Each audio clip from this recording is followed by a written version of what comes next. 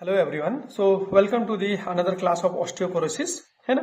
तो हमने last class में ये ऑस्टियोपोरोसिस क्या है इसके बारे में कुछ बैकग्राउंड इन्फॉर्मेशन देखी थी। उसके बाद हमने इसका एपिडेमोलॉजी और टाइप्स के बारे में डिस्कस किया था, और हमने एक जो बेसिक इसकी पैथोफिजियोलॉजी है कि कैसे ऑस्टियोपोरोसिस हो जाता है वो हमने लास्ट क्लास में डिस्कस करी थी।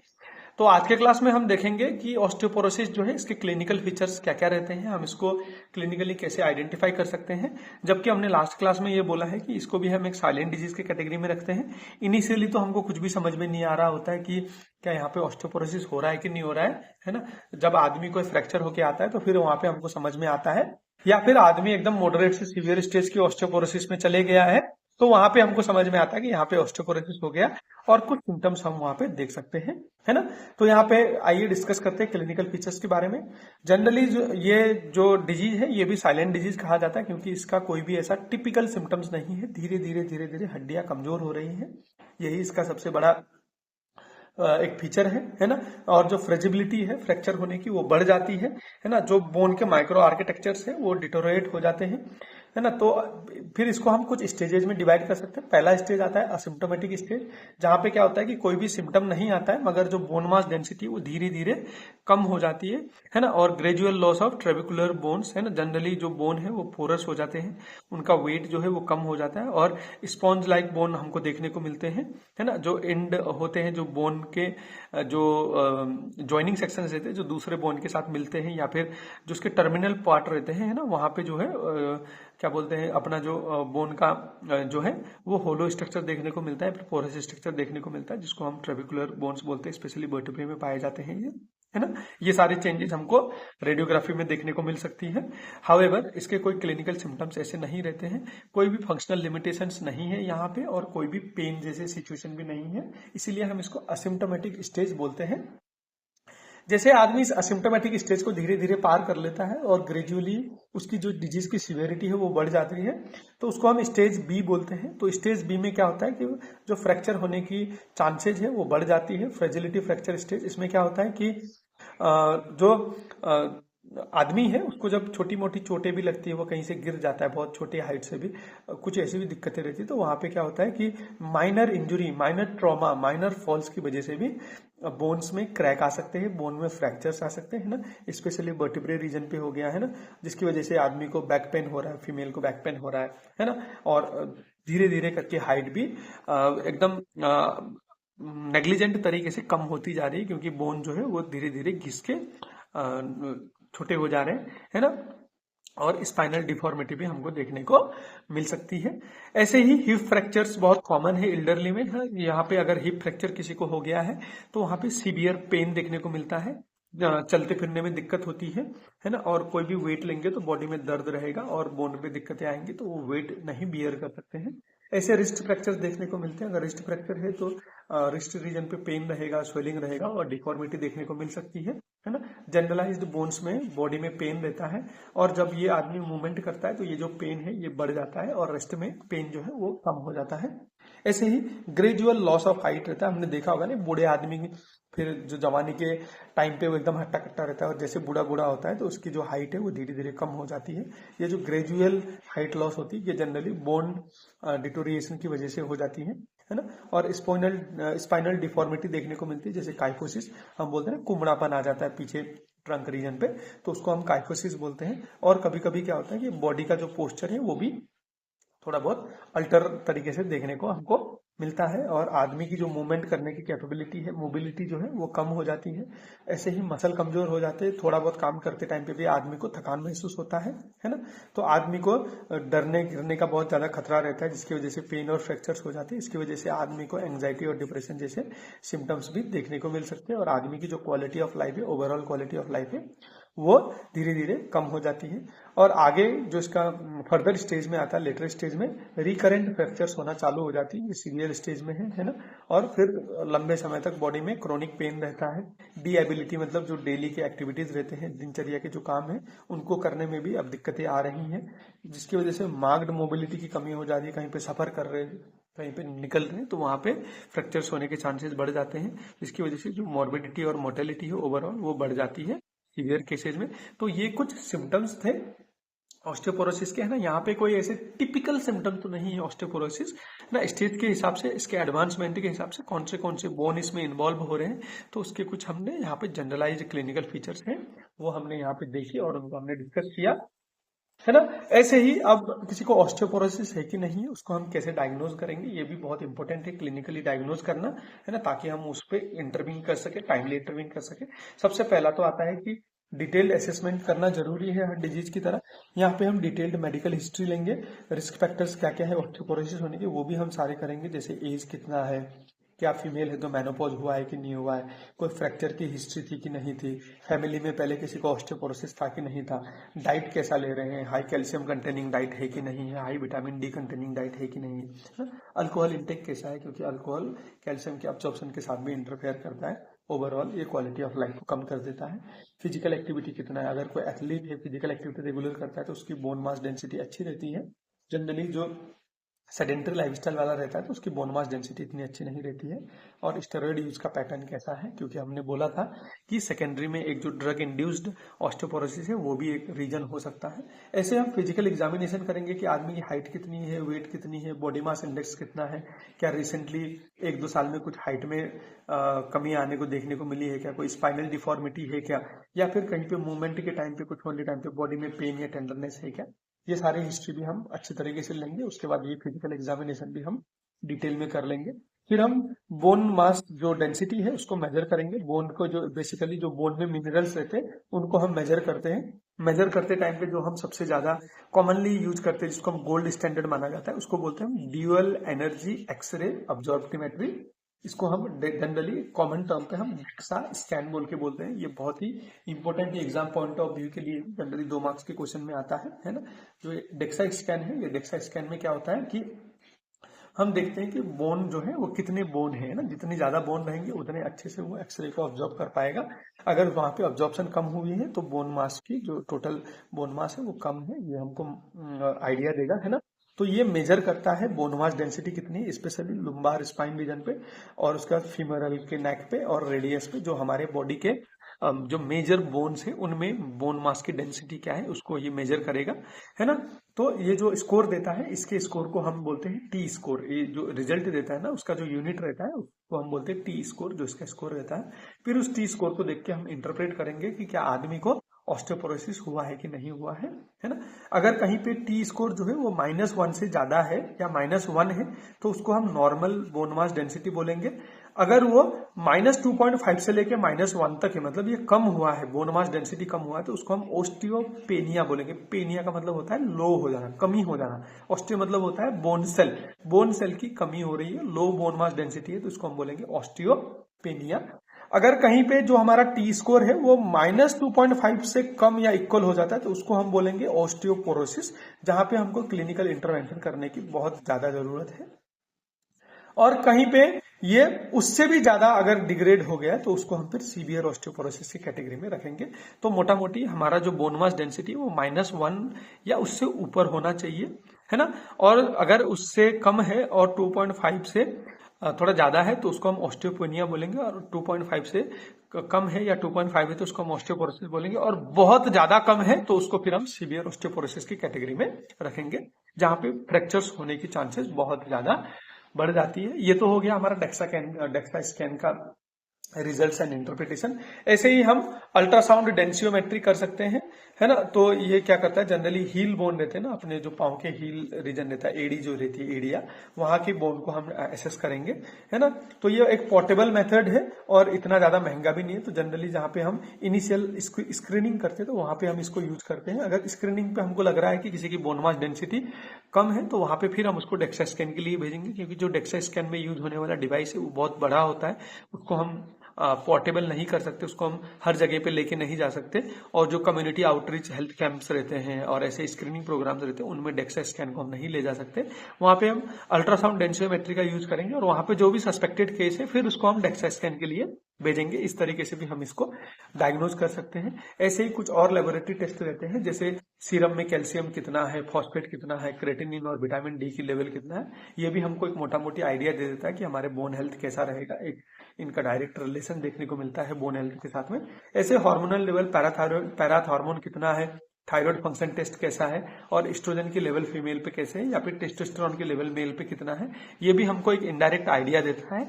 अगर कहीं पे पैराथार्मोन अबनॉर्मल है या फिर थायराइड फंक्शन टेस्ट भी चेंज है, क्योंकि ये कैल्शियम होम्योस्टेसिस को मेंटेन करते हैं, तो यहाँ पे हमको बोन्स के साथ दिक्कतें देखने को मिल सकती है। एस्ट्रोजन का तो हमने बताया था कि ये जो ओपीजी है उसकी एक्टिविटी को मेंटेन करता है, तो वहां पे भी हमको ऑस्टियोपोरोसिस जैसी दिक्कतें देखने को मिल सकती है। और जो फ्रैक्चर का रिस्क रहता है उसको हम फ्रैक्स जैसे टूल यूज कर सकते हैं ना, ये एक टूल है एसेस करने के लिए यूज होता है कि फ्रैक्चर का रिस्क कितना है, एक क्वेश्चनरी टाइप का टूल है ना, उससे भी हम फ्रैक्चर का रिस्क यहाँ पे एसेस कर सकते हैं।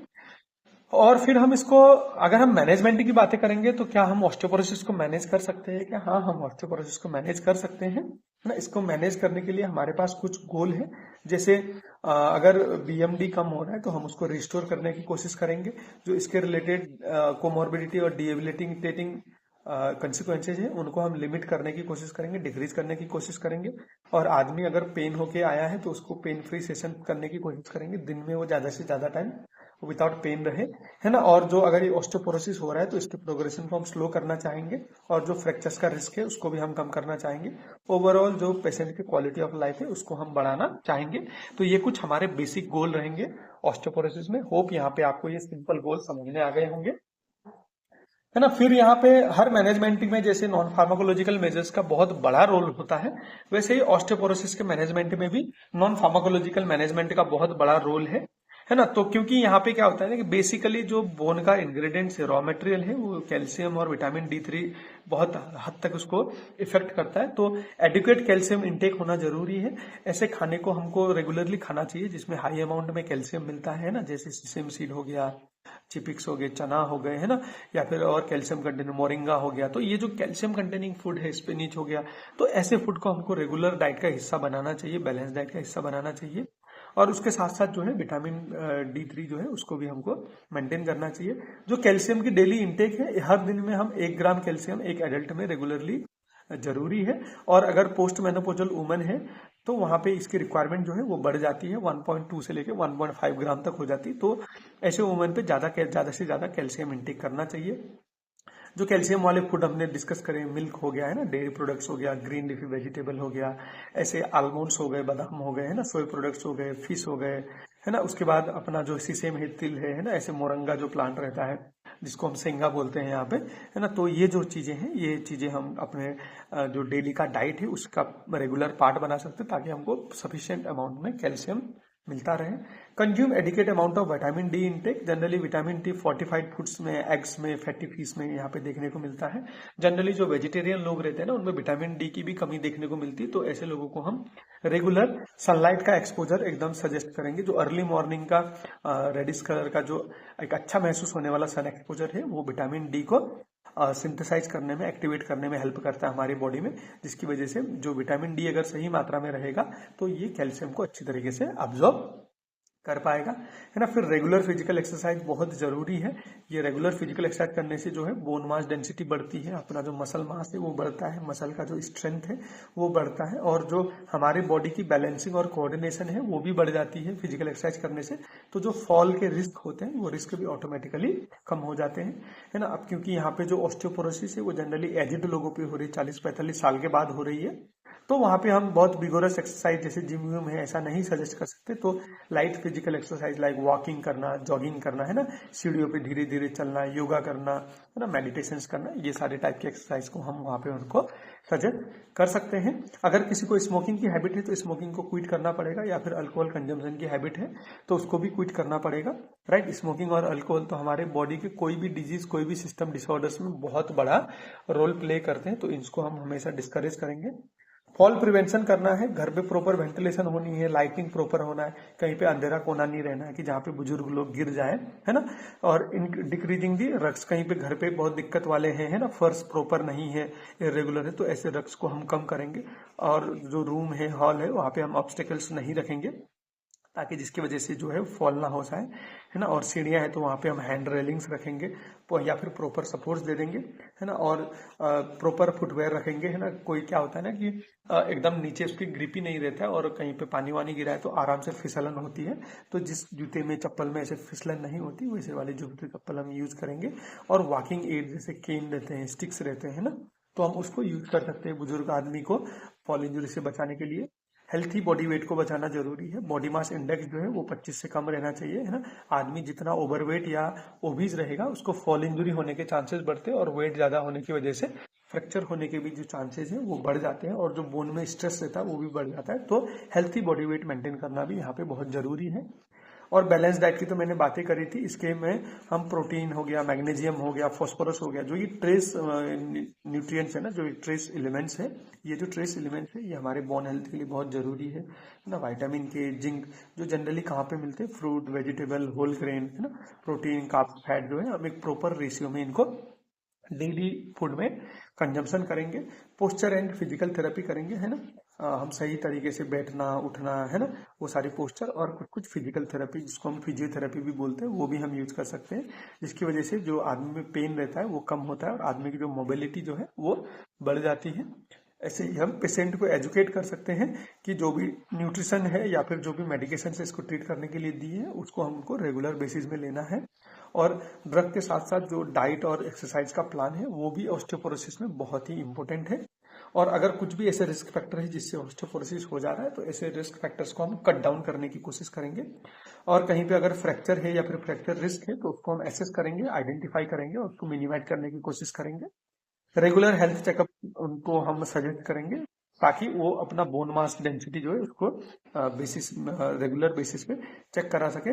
और जो नॉन फार्माकोलॉजिकल मेजर्स है अगर हम इसको सही तरीके से यूज करेंगे तो जो ऑस्टियोपोरोसिस से होने वाली जो कॉम्प्लिकेशन से जो दिक्कतें हैं उसको हम आराम से मैनेज कर सकते हैं। तो ये कुछ पॉइंट्स थे जो नॉन फार्माकोलॉजिकल मेजर्स में आते हैं ऑस्टियोपोरोसिस के मैनेजमेंट में।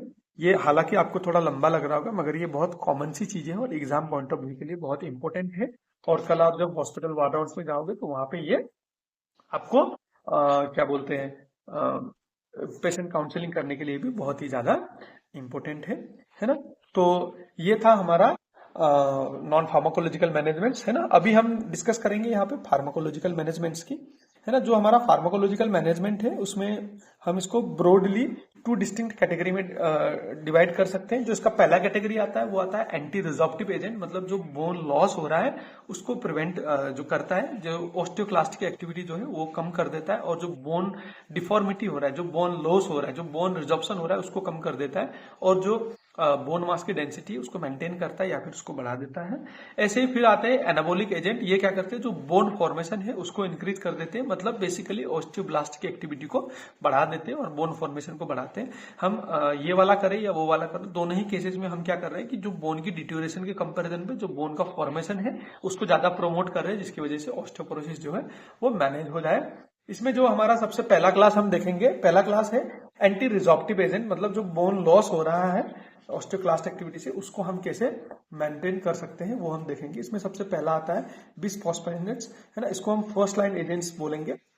इसमें कुछ एग्जांपल है एलेंड्रोनेट 70 mg पर वीक पर ओरल दिया जाता है, या फिर रेजोट्रेनेट 35 mg पर वीक में दिया जाता है, या फिर इवांड्रोनेट 150 mg पर वीक में दिया जाता है। ये बेसिकली क्या करता है ना कि ये हाइड्रोक्सीपेटाइट एक साइट रहता है बोन पे, वहां पे जाके ये बाइंड होता है जो ऑस्टियोक्लास्ट लेता है, और फिर धीरे धीरे ये क्या करता है ना ऑस्टियोक्लास्ट जो है उसकी मॉर्फोलॉजी को बदल देता है, और जो हमारे बॉडी सिस्टम है ना वो धीरे धीरे इस ऑस्टियोक्लास्ट सेल को अपना नहीं मानती और इसको एपोप्टोसिस के जरिए से इसको नष्ट कर देगी, इसको निकाल देगी, है ना, इसको किल कर देगी। तो जो ये ऑस्टियोक्लास्ट है अब ये जो बोन को डिफॉर्म कर रहा है ना, बोन को डिटोरेट कर रहा है, वो नहीं कर पाएगा।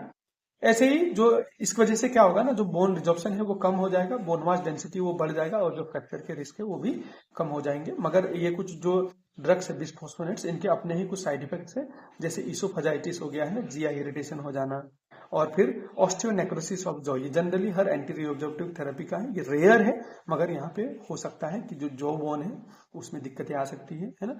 It should be taken with at least full glass of water in the empty stomach. तो ये जितने भी एंटी रिजॉर्प्टिव एजेंट रहते हैं अगर हम इसको एम्प्टी स्टोमक में लेंगे तो एसिडिक इन्वायरमेंट से ये बहुत अच्छे तरीके से ऑब्जॉर्ब होते हैं और हम मैक्सिमम बायोअवेलेबिलिटी इसका अचीव कर सकते हैं।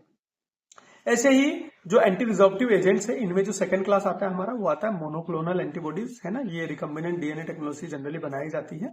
तो इसमें क्या होता है कि ये रैंक एल को इनहिबिट करते हैं। अब हमने देखा था कि जहां पे रैंक एल आता है तो ये जो ऑस्टियोक्लास्ट सेल है उसको एक्टिवेट कर देता है है ना, जिसकी वजह से क्या हो रहा है कि जो हाइड्रोजन आयन है वो बढ़ जा रहे थे, बोन एसिडिफिकेशन हो जा रहा था और कैथेप्सिन के जैसे एंजाइम रिलीज होके बोन के सेल मर जा रहे थे। अब हम उसको ब्लॉक कर देंगे। एग्जाम्पल डेनोसुमाब 60 mg हर 6 महीने में खाली एक टेबलेट लेना, एक इंजेक्शन लेना है सबक्यूटेनियस रूट से, है ना। ये क्या करता है, इट काउंटर एक्ट दी रैंकेल, ये जो अपना रैंक लाइगेंड रहता है इसको काउंटर एक्ट कर देता है, जिसकी वजह से ये जो ऑस्टियोक्लास्ट सेल है ना उसको ये आराम से एक्टिवेट नहीं कर पाता है, जिसकी वजह से क्या होता है कि जो बोन रिजर्प्शन प्रोसेस है वो स्लो हो जाता है और जो बोन की डेंसिटी है वो धीरे धीरे बढ़ना चालू होती है और ओवरऑल जो फ्रैक्चर का रिस्क वो कम हो जाता है। इसके भी अपने कुछ साइड इफेक्ट है, जैसे हाइपोकैल्सियमिया हो जाता है, ये कैल्शियम अब्जॉर्प्शन के साथ भी इंटरफेयर करता है और कुछ कुछ इन्फेक्शंस भी हो सकते हैं और ऑस्टियोनेक्रोसिस ऑफ जो रेयर है हाउएवर ये भी कभी कभी हो सकते हैं, रिपोर्टेड है लिटरेचर में। फिर ऐसे जो हमारा थर्ड क्लास है एंटी रिजॉर्प्टिव थेरेपी में वो आता है SERM, जिसको हम बोलते हैं selective estrogen receptor modulator. Example आता है raloxifene 60 mg per day per orally हमको देना है।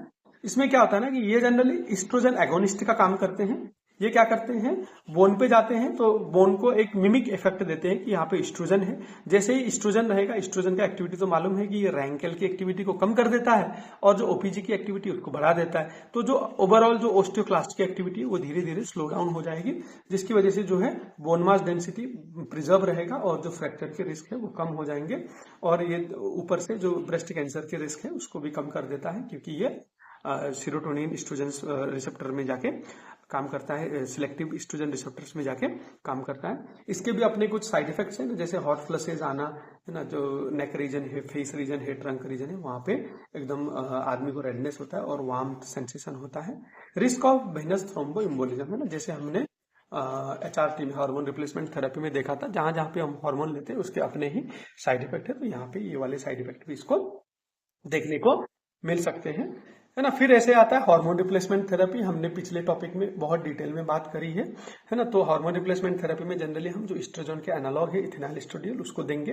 तो जैसे ही एस्ट्रोजन आएगा, एस्ट्रोजन का काम क्या रहेगा, जो ऑस्टियोक्लास्ट की एक्टिविटी उसको कम कर देगा और ऑस्टियोब्लास्ट की एक्टिविटी जो है उसको बढ़ा देगा, जिसकी वजह से क्या होगा, ओवरऑल बोन मास डेंसिटी बढ़ेगा और ऑस्टियोपोरोसिस से रिलीफ मिलेगा, है ना। जो इसके अपने साइड इफेक्ट और मैकेनिज्म है वो हमने HRT में डिटेल में बात करी, आप वो वाला वीडियो खोल के देख सकते हो। ऐसे ही फिर आता है कैल्सिटोनिन, है ना, 100 इंटरनेशनल यूनिट SC इंजेक्शन या फिर IM इंजेक्शन हम दे सकते हैं डेली या अल्टरनेट डे में। ये क्या करता है, जो ऑस्टियोक्लास्ट सेल है उसको डायरेक्टली ब्लॉक कर देता है, इनहिबिट कर देता है, जिसकी वजह से जो सेल का रिजॉर्प्शन हो रहा है वो रिजॉर्प्शन नहीं होता है। जो इसमें हमारा सेकेंड इंपॉर्टेंट क्लास था वो था एनाबॉलिक ड्रग्स, मतलब जो बोन फॉर्मेशन करते हैं वो वाले ड्रग हो गए। इसमें सबसे पहला आता है पैराथायरॉयड हार्मोन एनालॉग, क्योंकि जो पैराथ हार्मोन है पैराथायरॉयड, उसमें ये क्या करता है, ये कैल्शियम होम्योस्टेसिस मेंटेन करने में हेल्प करता है। इसके कुछ एग्जांपल है ना, teriparatide example 20 microgram per day SC injection दे सकते हैं, या फिर abaloparatide 80 microgram per day subcutaneous injection से दे सकते हैं। ये क्या करते हैं, पैराथ हार्मोन को स्टिमुलेट करते हैं। और जो ऑस्टियोब्लास्ट है, पैराथ हार्मोन क्या करता है, जो ऑस्टियोब्लास्ट है मतलब जो बोन सेल्स बनने की जो सेल्स है जो बोन को बनाते हैं, ऑस्टियोसाइट्स को बनाते हैं, उनकी एक्टिविटी बढ़ जाती है और धीरे धीरे बोन फॉर्मेशन बढ़ जाता है। जहां पे सीवियर ऑस्टियोपोरोसिस होती है और बहुत सारे फ्रैक्चर्स है, वहां पे हम जनरली पैराथायरॉयड हार्मोन एनालॉग्स या फिर ये एनालॉग ड्रग जो एनाबोलिक ड्रग है उनको लार्ज अमाउंट में यूज करते हैं। ऐसे ही फिर आता है स्क्लेरोस्टिन इनहिबिटर। ये जो स्क्लेरोस्टिन है इसके एग्जांपल है रोमासोजुमाब 210 mg पर मंथ सबक्यूटेनियस में। ये क्या करते हैं कि स्क्लेरोस्टिन बोल के जो कंपाउंड रहता है उसको इनहिबिट कर देते हैं। अब जैसे ये इनहिबिट हो जाएगा तो ऑस्टियोब्लास्ट की जो एक्टिविटी है वो बढ़ जाती है। जनरली ये इन दोनों का बैलेंस करता रहता है। जैसे स्क्लेरोस्टिन की एक्टिविटी कम हो जाएगी, ऑस्टियोब्लास्ट की एक्टिविटी बढ़ जाएगी, तो वहां पे हमको बोन फॉर्मेशन ज्यादा देखने को मिलेगा, है ना। जबकि इसके कुछ कुछ कार्डियोवैस्कुलर जो इवेंट्स है वो हमको बताए गए हैं, तो हम इसको इतना क्लिनिकली यूज नहीं करते हैं। और फिर उसके बाद आता है calcium and vitamin supplementation, right. अभी इसका तो कोई मैकेनिज्म नहीं है, नहीं हमको एक्सप्लेन करना है, क्यों ऐसे एक्सप्लेन नहीं करना है। वी ऑल नो कि कैल्शियम जब तक नहीं रहेगा, बोन का इंग्रेडिएंट्स तो यही है, तो बोन अच्छे से नहीं बनेगा, है ना। जैसे हमको कैल्शियम और विटामिन डी अच्छे में मात्रा में मिल जाएगा तो जो बोन फॉर्मेशन है वो फैसिलिटेट हो जाएगा। इसका एग्जांपल है कैल्शियम कार्बोनेट 1000 से लेकर 1200 mg elemental calcium per day में हम ले सकते हैं OD या BD डोज में, है ना। तो ये क्या करता है, प्रोवाइड द सबस्ट्रेट और ingredients for the bone mineralization, जो अपना बोन का एक मेजर हिस्सा रहता है वो कैल्शियम का रहता है। और जो विटामिन डी है उसको हम कोलेकैल्सिफेरॉल के फॉर्म पे लेंगे 800 से 1000 इंटरनेशनल यूनिट पर डे में। ये क्या करता है, जो हम कैल्शियम खाने में लेते हैं उसका इंटेस्टाइनल अब्जॉर्प्शन बढ़ा देता है, जिसकी वजह से जो बोन फॉर्मेशन प्रोसेस है वो अच्छी रहे, है ना। और फिर यहाँ पे एग्जाम पॉइंट ऑफ व्यू के लिए बोले या फिर आप हॉस्पिटल वार्ड के लिए कुछ मैंने यहाँ पे क्लिनिकल टिप्स रखी है। जो यहाँ पे ऑस्टियोपोरोसिस में फर्स्ट लाइन थेरेपी हमेशा याद करना है, जो बिसफॉस्फोनेट्स हैं ना एंटीरियोजेटिव थेरेपी में, ये first line choice of drug है। अगर पोस्ट मेनोपोजल वुमेन है और वहां पे ऑस्टियोपोरोसिस है तो हम रेलॉक्सिफिन प्लस बिसफॉस्फोनेट्स का कॉम्बिनेशन करके हम देंगे, या फिर इंडिविजुअली हम रेलॉक्सिफिन या बिसफॉस्फोनेट्स में जा सकते हैं। अगर कहीं पे सीवियर ऑस्टियोपोरोसिस हमको देखने को मिल रहा है तो वहां पे हम टेरिपेराटाइड मतलब पैराथार्मोन के जो एनालॉग थे एनाबोलिक ड्रग्स में, उसको हम अकेले में भी दे सकते हैं या फिर बिसफॉस्फोनेट के साथ भी हम मिक्स करके दे सकते हैं, है ना।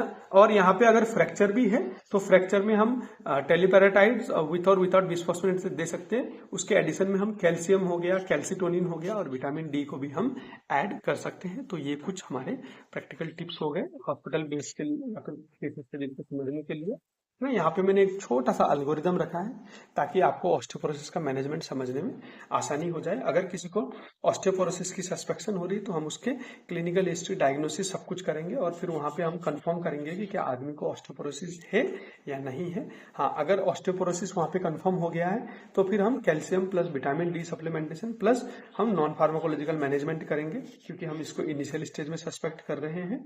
और फिर वहां पे फ्रैक्चर की रिस्क है कि नहीं उसको एसेस करेंगे।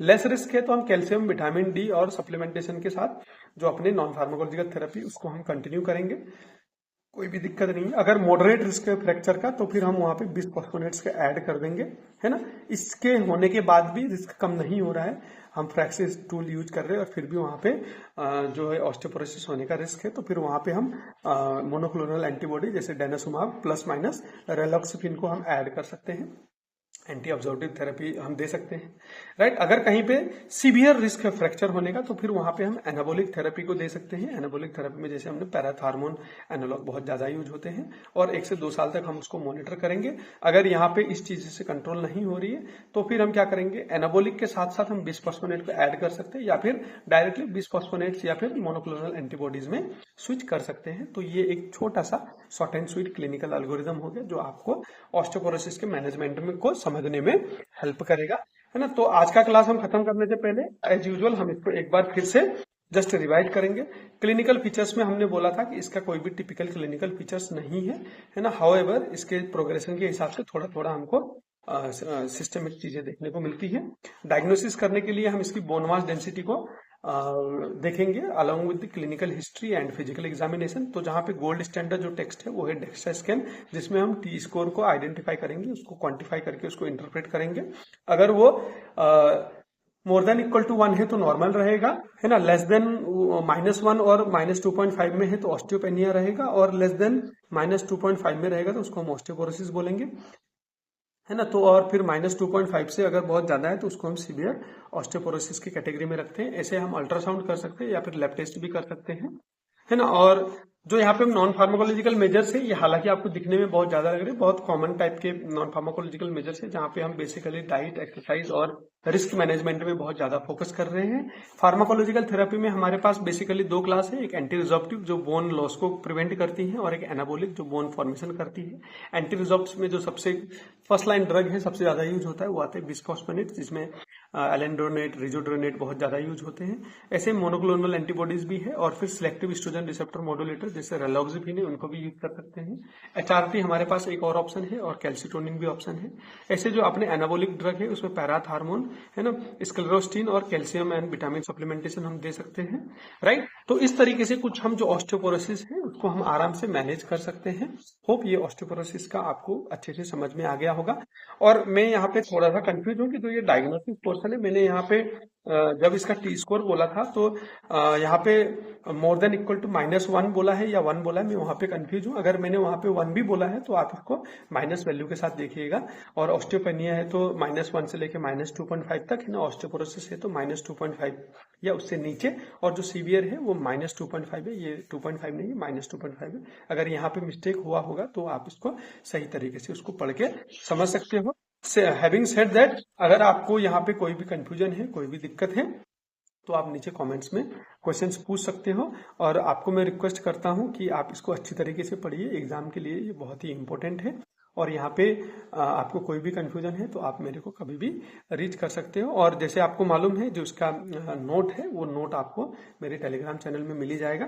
तो आप टेलीग्राम चैनल में आके वहाँ पे भी ज्वाइन कर लीजिए, और जो भी इसके हैंडी नोट्स बने हैं उनको आप एक्सेस कर सकते हो और एग्जाम के लिए अच्छे से प्रिपेयर कर सकते हो। Having said that, thank you for listening to today's class. See you in the another class with an interesting topic. Till then, take care. Thank you.